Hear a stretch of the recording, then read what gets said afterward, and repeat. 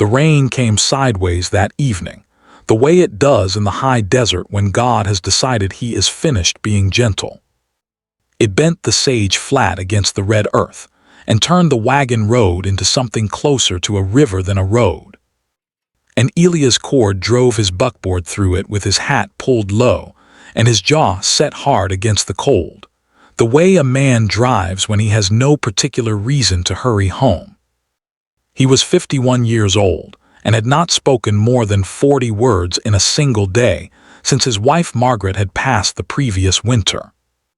The ranch waited for him every evening like a wound that would not close, her rocking chair still angled toward the window, her good china still on the shelf she'd painted blue, her garden gone to ragweed and bitterweed, and the kind of silence that grows up through the floorboards of a house when there is nobody left inside it to push it back. He almost did not see her. She was standing at the bend where the road curved away from the dry creek bed, holding something wrapped in her coat against her chest. A woman, young, barely more than a girl from a distance, though the look in her eyes when she turned toward his lantern light was not young at all. That look was seasoned with something hard. A leather bag sat collapsing in the mud at her feet. Her dress was soaked through, and the color had run from whatever it had once been into something colorless, like everything the rain touches long enough. Elias pulled the horse up. He looked at the bundle in her arms. The bundle moved. "You need help," he said. It was not a question. She did not flinch at him, did not step back. Just lifted her chin a degree and said, "My baby and I need shelter. We have money." She paused. "Some money." Elias looked at the road north. He looked at the road south. He looked at the darkness pressing in from the tree line like it meant to consume the whole country by morning. "Climb up," he said.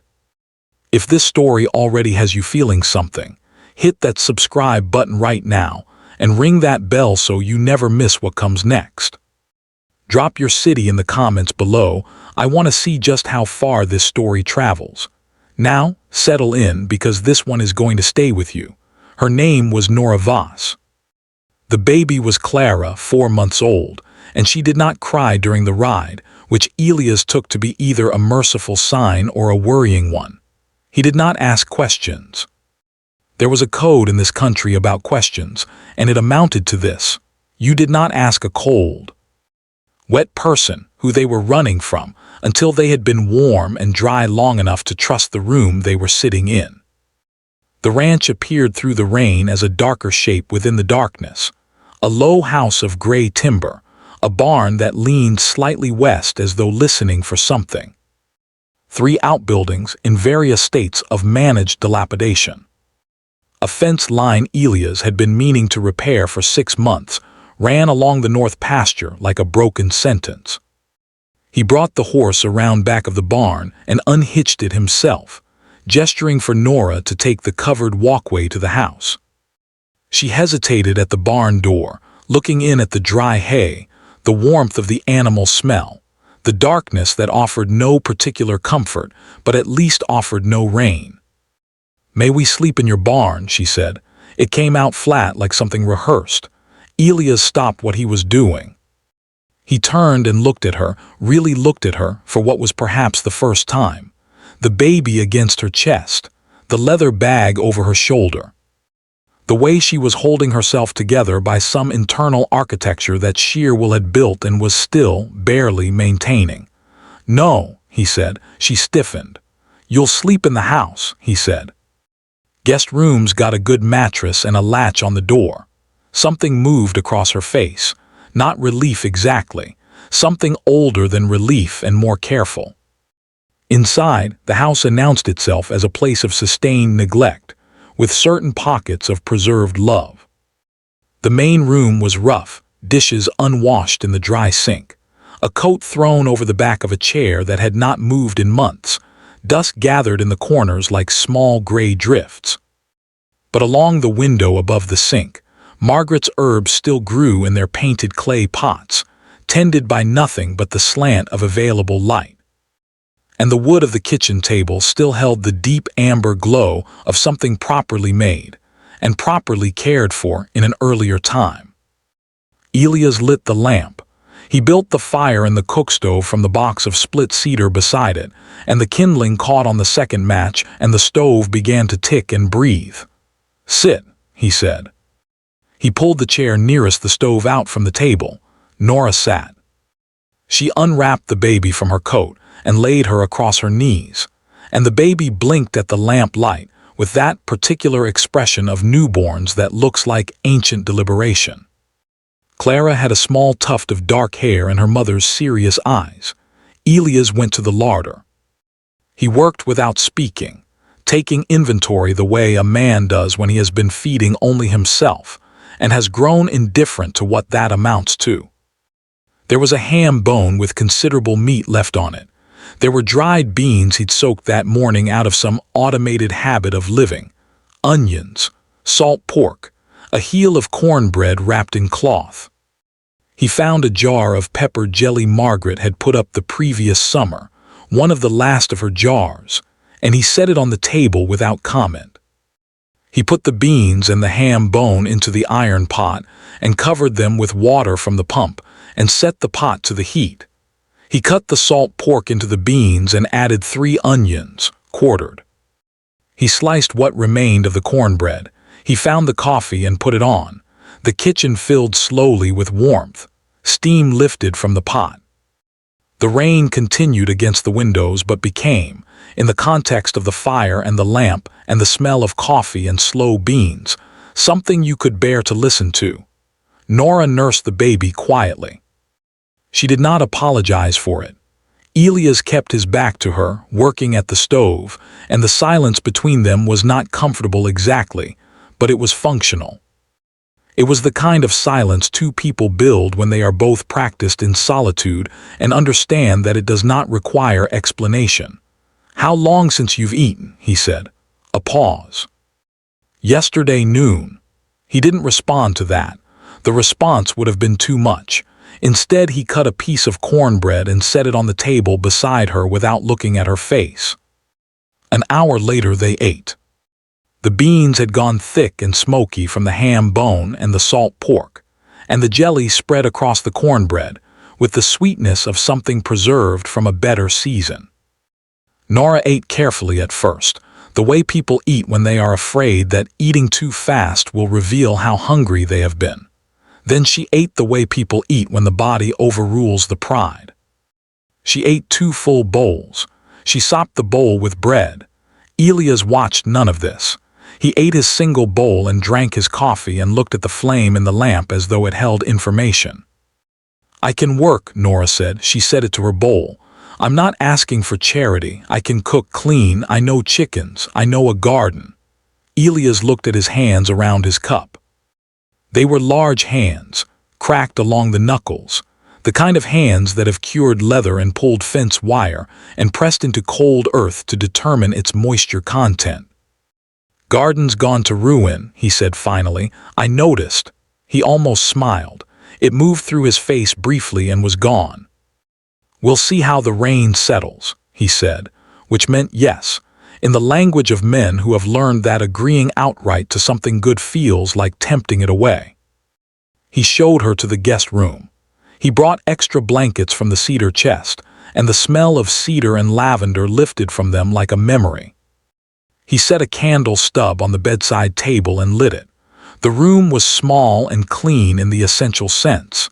The bed was made, the window latch worked, there was a nail on the door for hanging. He pulled the door nearly closed and said through the gap, "There's a latch, use it if it helps you sleep." He heard the small click of it a moment later.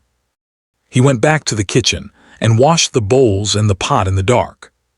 3 mornings passed before Nora came out of the guest room at a reasonable hour, rather than after Elias had already been working 2 hours in the barn. By the 4th morning she was up before him, and he came in from feeding the stock to find the stove burning and coffee made, and the table cleared of the accumulated clutter he had apparently stopped seeing sometime around February. She had found Margaret's apron on the hook behind the pantry door. She wore it without ceremony, and Elias registered this quietly and said nothing, which was its own kind of ceremony. Clara spent her mornings in a nest of folded quilts in the corner of the kitchen, while Nora worked. Elias built a low wooden crate and padded it with a grain sack stuffed with clean straw, and this became the baby's daytime bed, positioned near the stove where the warmth collected. He did this without announcing it, and Nora accepted it without thanking him aloud, and in this way they arrived at a mode of exchange that suited them both. On the 5th day, he showed her the garden. It was a sorry sight. The beds Margaret had built were still there, good raised beds made from rough-cut planks set with care, but the weeds had come up through them in dense mats. Bindweed and spurge, and the thick-rooted clumps of Johnson grass that were a rancher's perpetual adversary. Margaret's roses on the east fence had gone leggy and wild. The sage border had overtaken the gravel path entirely. Nora walked the bed slowly, bending here and there, pulling a weed, pressing her thumb into the soil to feel it. She was not performing this for his benefit. She was simply reading the ground the way a literate person reads a page. She knew what she was doing, Nora said, meaning Margaret, meaning the bones of the garden that were still sound beneath the neglect. She did, Elias said. What did she grow? He had to think. Beans, tomatoes, peppers. She put in onions every year and said they kept everything else honest. He paused. Sunflowers. She was partial to sunflowers. Nora nodded slowly, looking at the eastern bed where the volunteer sunflower seedlings were, in fact, already pushing up through the weeds, the way sunflowers do. Indifferent to obstruction. They worked the garden together for 3 mornings. It was hard, slow work, pulling the deep roots, turning the soil with fork and hands. Clara slept in a sling across Nora's chest some mornings, and on others she lay on the folded blanket at the garden's edge and watched the sky with the focused intensity of someone, learning what the world looks like from the bottom. Elias found he had opinions about the garden that he hadn't known he'd retained.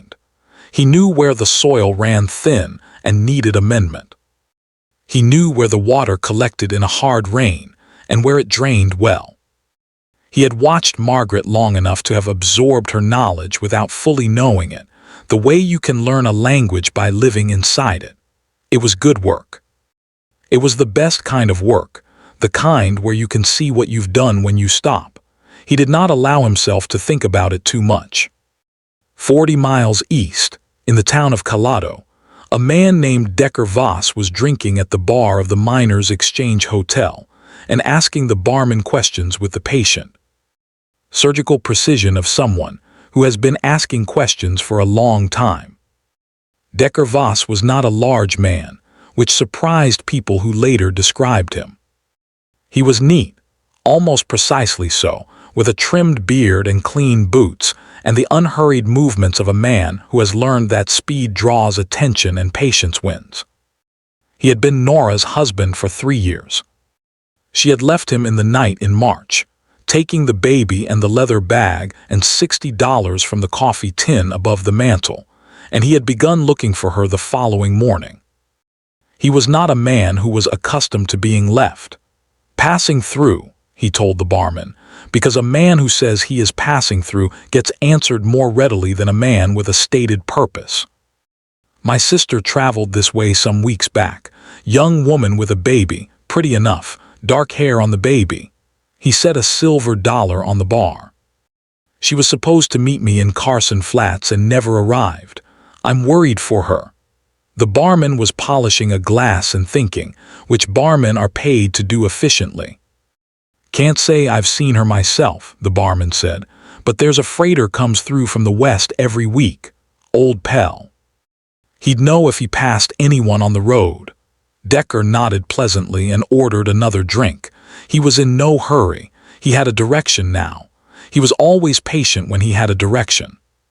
The town of Harlan's Well was 9 miles south along the canyon road, a collection of frame buildings arranged without particular intention around a central intersection, with a mercantile, a feed and grain, a physician's office, a church of uncertain denomination, a telegraph office, and a saloon that had outlasted 2 previous owners and showed no signs of mortality.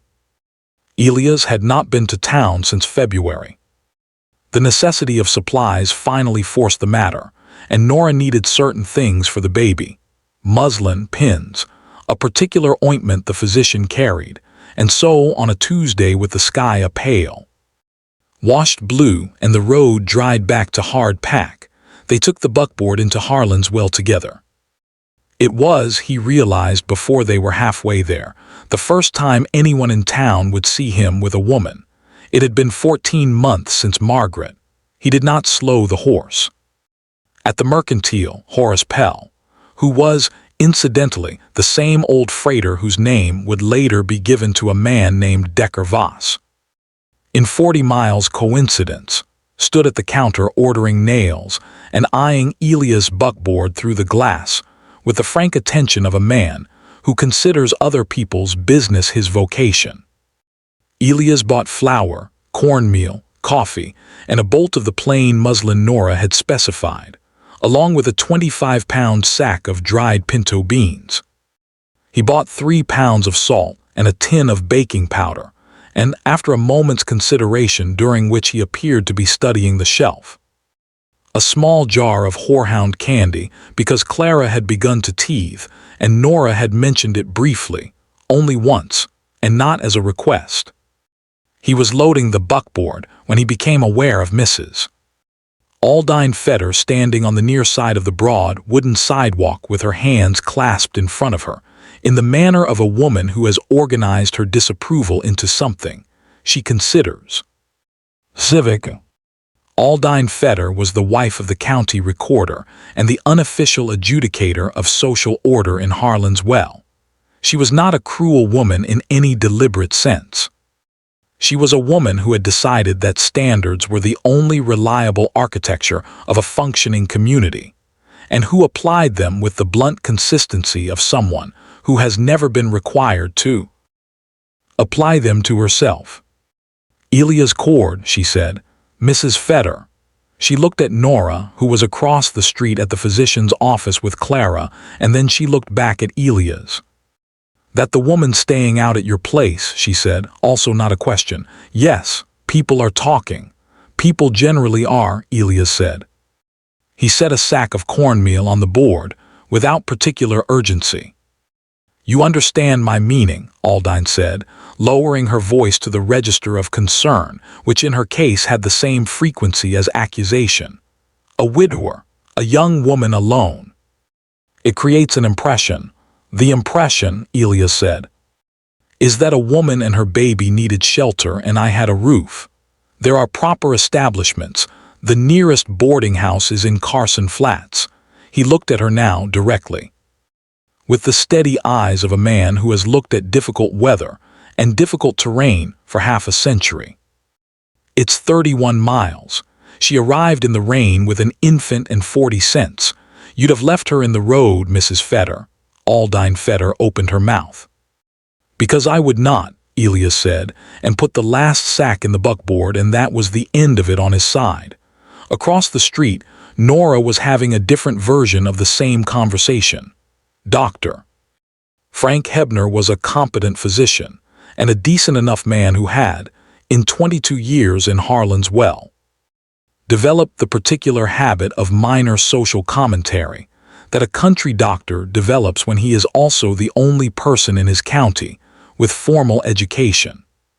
He examined Clara's gums with a practiced thumb, while addressing Nora in the mild, parenthetical way of someone who considers himself friendly. How are you finding the Cord place? He said, not looking up from the baby. Satisfactory, Nora said. Good man, Elias, rough time losing Margaret.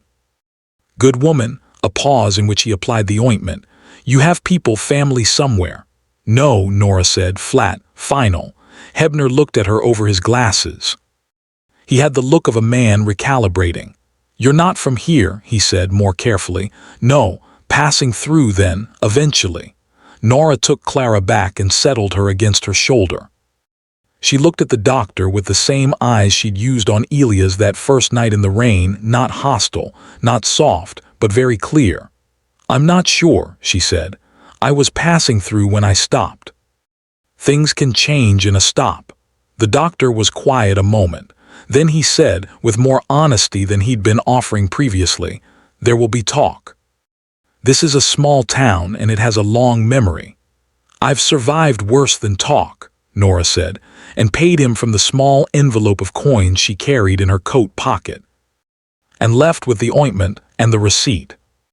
On the ride home, neither she nor Elias mentioned what had happened in town. The canyon road ran along a dry creek full of white stones, and the light came through the cottonwoods at a long angle and turned everything gold and pale. And Clara slept in Nora's lap with her fist against her chin. Halfway home, Elias reached under the buckboard seat without looking at her and set the small jar of horehound candy in Nora's lap alongside the baby. She looked at it. She looked at him, his profile, the set of his jaw. She put the jar in her coat pocket and said nothing, and in that silence said everything. It was the dog that woke him. Elias had a blue heeler named Soot who slept under the porch and did not bark at coyotes, having long ago decided they were beneath his professional concern. When Soot barked, it meant something that walked like a man was nearby. Elias was awake before the second bark. Sitting up in the darkness of his bedroom with his hand already on the rifle, he kept leaned against the wall beside the headboard. This was not caution. This was simply a habit of 51 years in a country that did not reward the unguarded. He listened. The night was dry and still, and the stars outside his window were the hard, merciless stars of high desert, no softness in them. He heard nothing for a long count of 30. Then he heard the creak of the barn's side door, the one with the sprung hinge that he'd been meaning to fix and hadn't, and the particular silence that follows a creak when someone is trying not to make another one. He pulled his boots on. He did not light the lamp. He moved through the house in the dark with the confidence of a man who knows every foot of his own floor, every loose board, every place where the timber settles. He came to the guest room door and stood outside it and said, very quietly, "Don't open this door and don't come out until I come back for you." A beat of silence. Then Nora's voice, close, she'd been at the door already listening. "Is it him?" she said, which told him things he hadn't asked. The shape of it, "is it him?" had the specific weight of a particular fear, not a general one. "Stay put," he said. He went out the back of the house through the kitchen and around the south side of the barn, staying against the wall where the shadow was thickest. The night smelled of dust and dry grass, and somewhere something had bloomed, the night-blooming cactus along the east fence, sweet and unlikely in the dark. He came to the barn's main door and pressed his back to it and listened. Voices, one voice. A man talking, low and conversational, to a horse in the way men sometimes talk to horses when they are otherwise alone and performing, calm they don't necessarily feel. Elias pulled the door open and stepped inside. The man in the barn had a lantern, turned low, and he was standing in the aisle between the stalls with his hands slightly away from his sides, not raised, but readable. He was neat, smaller than Elias had expected from the picture the fear in Nora's voice had drawn. His beard was trimmed. His boots were good. He held himself with the ease of a man accustomed to being underestimated. "You'd be cored," the man said. "This is my barn," Elias said. He held the rifle in a way that was not threatening and was not ambiguous. "You're trespassing on my land at 2 in the morning. I'm looking for my wife," Decker Voss said pleasantly. "And my daughter. Don't know any wife of yours." "No." Voss looked around the barn, the clean straw, the recently hung lantern hook, the small wooden crate by the near wall that had been moved from the kitchen and which still held the impression of the grain sack padding. "You live alone, do you, Cord? What I do on my own land is my business." Voss took a slow step toward the crate. "That's a baby's bed," he said, still pleasant. "Isn't that interesting? Step back to where you were standing." Voss stopped. He looked at Elias with a flat attention, measuring. Men who are genuinely dangerous have a particular quality of stillness when they are being assessed by another man, and Voss had it. He was deciding something. "She belongs with me," Voss said. "Clara too, that's the law. Law says a man can't trespass," Elias said. "Ride back to wherever you came from tonight. Come back in daylight with a lawman if you have a lawful claim to make." "And if I don't go?" The question hung in the barn air between the two men. The horse shifted in his stall. Somewhere in the rafter above them, a barn owl made the small, dry sound that barn owls make in the dark. Elias did not answer the question by speaking. He answered it by what he did not do, which was move an inch. Decker Voss understood the language. He had been in enough dark rooms with enough unmoving men to understand that language fluently. "This isn't finished," Voss said. "I expect not," Elias said. "Ride south." Voss took his lantern and walked out the main door without hurrying, which was, Elias understood, its own kind of message, that he had chosen to go, that this was his decision. Not Cord's. Let him have that reading. It didn't change the ground truth, which was that he had gone. Elias waited until the sound of the horse hooves faded entirely from the night before he put the rifle down, and leaned his back against the barn wall, and stood in the dark for a while, breathing slowly, letting the encounter move through his body and settle. When he came back into the house, Nora was sitting at the kitchen table in the dark with Clara held against her chest and a small paring knife on the table in front of her, which told him more about the life she'd been living than anything she'd said in the 2 weeks she'd been there. He lit the lamp, he put the coffee on. He sat across from her and looked at the baby first, then at Nora. "He'll come back," she said.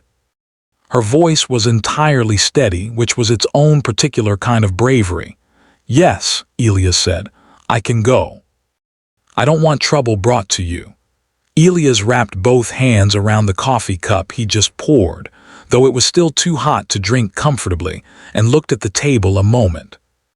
"I have not wanted much in over a year," he said slowly, as though finding the words the way you find your footing on uncertain ground. "But I find that I want this." He didn't gesture at the room exactly. He didn't need to. "I want the coffee on in the morning. I want the garden back. I want Clara to grow up knowing what sunflowers look like from a garden that somebody tended." He paused. "You're not trouble brought to me, Nora. You're the first thing in a long time that gave me a reason to look forward at what's coming." Nora looked at him for a long time. "He won't be satisfied by a rifle in a barn," she said. "No," Elias agreed. "So we'll give him something else to be satisfied by." In the morning, Elias rode to town alone early, before the dew had fully burned off the grass. He went to the telegraph office first and sent a wire to his attorney in Carson Flats, a man named Gustave Pryor, who had handled the deed on the ranch and the filing of Margaret's estate, and who had been a lawyer long enough in this territory to have a working knowledge of what the law permitted and what it could be made to permit. Then he went to the office of the county recorder, which was also the office of Cecil Fetter, husband of Aldine, a thin, efficient man who filed documents with the neutrality of someone who has decided to have opinions about process rather than content. Elias sat across from Cecil Fetter and laid out what he needed, and Cecil Fetter listened with his pen in hand, and his face arranged in the carefully neutral expression of a man whose wife has probably already briefed him extensively. "It can be done," Cecil Fetter said when Elias had finished. "What you're proposing is within the law and straightforwardly recorded." "Then let's record it," Elias said. He rode home by noon. He found Nora in the garden. She had Clara in the sling, and she was working the east bed, turning the soil around the volunteer sunflowers, giving them room. Her hands were dark with good dirt, and she looked up when she heard the buckboard, and her face asked the question she did not put into words. "Come inside when you have a minute," he said. "I need to talk to you about something." She came inside in 10 minutes after washing her hands at the pump. He told her what he had done. He told her what he was proposing to do, and then he told her what Gustave Pryor had wired back within the hour, which was that it was legally sound, and he would have the documentation ready within 3 days. "I'm not asking for something you don't want," Elias said carefully. He was looking at the table again. He seemed to do his clearest thinking in the direction of the table. "It doesn't have to be anything more than what it is.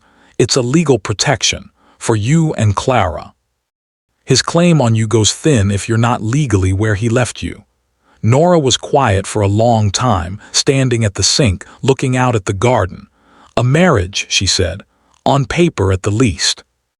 Whatever it is or isn't in this house is between us and nobody else." She turned and looked at him. "You do that for people you've known a fortnight." "I'm doing it for the reasons I told you last night," he said. "Those haven't changed in the daylight." She considered him the way she'd considered the garden on that first morning, reading the bones of the thing beneath what was visible. "He won't accept it quietly," she said. "No, but Cecil Feder is already filing a trespass report from last night because I told him about the trespass. And Gustave Pryor knows a territorial judge who has a particular view about men who cross state lines to terrorize women." He paused. "Decker Voss wants to fight something he can hit. We're going to give him something that can't be hit." Gustave Pryor arrived on Friday in a good suit and bad boots, which was characteristic. He had dinner at the ranch and ate Margaret's good china without appearing to notice it, which Elias appreciated. He laid out the documents on the kitchen table after dinner, while Nora read them with the careful, slow attention of a woman who had learned to read everything twice. She signed where indicated. Elias signed where indicated. Pryor witnessed. He had also brought, on his own initiative, a separate document, a registered deed writer adding Nora's name to the property title. "Belt and suspenders," he said when Elias raised an eyebrow. "Man like Voss will look for whatever opening exists. We close them." Clara slept in the wooden crate through all of it. Decker Voss came back to Harlan's Well on a Saturday, which was a busy day in town, full of ranchers and their families, which was probably intentional on his part. He walked into the mercantile where Elias and Nora were both present, buying provisions for the week. With Clara in the sling in Elias' hand, resting on a bolt of blue calico that Nora was considering for a curtain in the kitchen. Voss came in pleasant and controlled and began his version of events, the wandering wife, the concern, the rightful claim, in a voice pitched for the room. Elias let him finish. Then he said, "This is my wife, Mrs. Cord. The county recorder has the marriage certificate filed Thursday. The property deed lists her name. If you have a legal concern, Gustave Pryor in Carson Flats handles our affairs and will be happy to correspond with your attorney. If you have one." The room had the quality of rooms when a thing happens in them that everyone will describe for years. Horace Pell of all people said from the back, "That true, Elias, you married." "Thursday," Elias said. Aldine Feder, who had materialized from some corner of the room as she always did when events required her presence, looked at Nora. Nora met her gaze with the quiet, direct attention she brought to most things.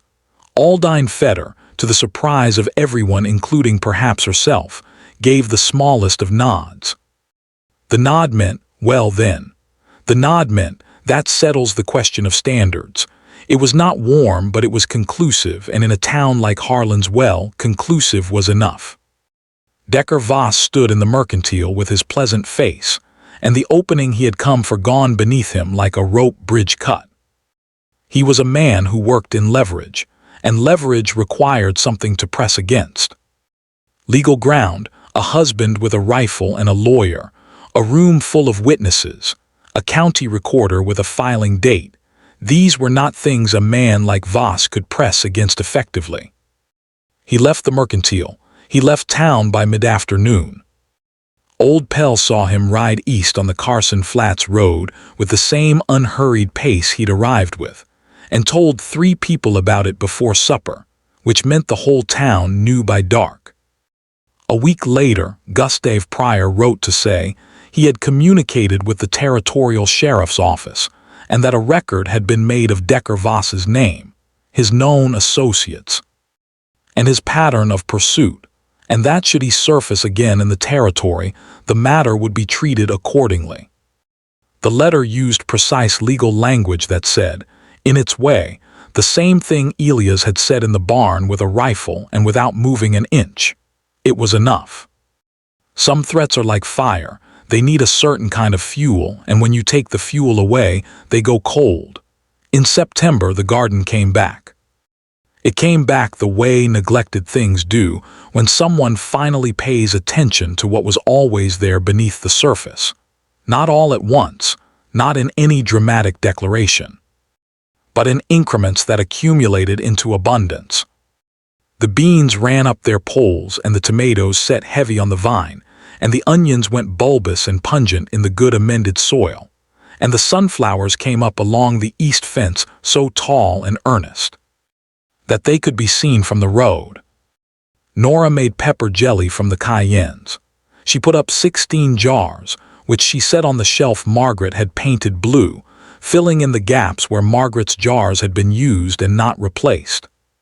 Elias noticed this and said nothing, and noticed that she had noticed him noticing, and they went on. Clara learned to sit up on her own in the month of October, in the kitchen, on the braided rug that had belonged to Margaret's mother. And she sat with the focused triumph of someone who has recently solved a difficult problem and is taking a moment to appreciate it. Elias was the one who saw it happen first. He was at the table drinking his coffee, and he set the cup down, and he did not call out for Nora to come quickly because he understood. In the way he was coming to understand many things in this new life, that some moments are complete in themselves and do not require an audience. But he told her that evening, and Nora's face did the thing it was beginning to do more often. It opened, like ground that has been frozen and is remembering how to be soft. There is a particular kind of ruin that doesn't look like ruin from the outside, a ranch with good bones, a man who still gets up at first light, a cook stove that works, a garden that once knew the hands of a woman who loved it. These things look like survival, and sometimes they are only survival, which is its own kind of courage but is not the same as living. And then something stops you on a dark road in the rain, something small, fierce, and entirely unplanned. Something that asks for very little, only a roof, only a barn, and offers in return what you did not know you had been missing. The smell of coffee made by someone else's hands. The weight of trust inside a house that has finally remembered what trust feels like. The sight of a child learning to sit up on a braided rug while the world goes on outside. Ordinary and extraordinary all at once. Broken places grow back different than they were before. Not better in every way, not without scar tissue, not without the memory of what was lost. But the roots go deeper for the having broken. The timber that has weathered is harder than timber that has not. The ground that has been neglected and then loved again holds the seed with a particular, earned tenacity. Elias Cord stopped for a woman in the rain because he was the kind of man who stops. Nora Voss held out her chin in the dark because she was the kind of woman who holds. And Clara grew up on a ranch where the sunflowers came up every year along the east fence, tended by a garden that 2 people built from the ruins of a grief and a fear, which is to say, from the most common materials available in this life, and perhaps the most durable. If this story moved you, share it with someone who needs to be reminded that stopping for someone in the rain might be exactly what saves you both. Subscribe, ring that bell, and we'll see you next time.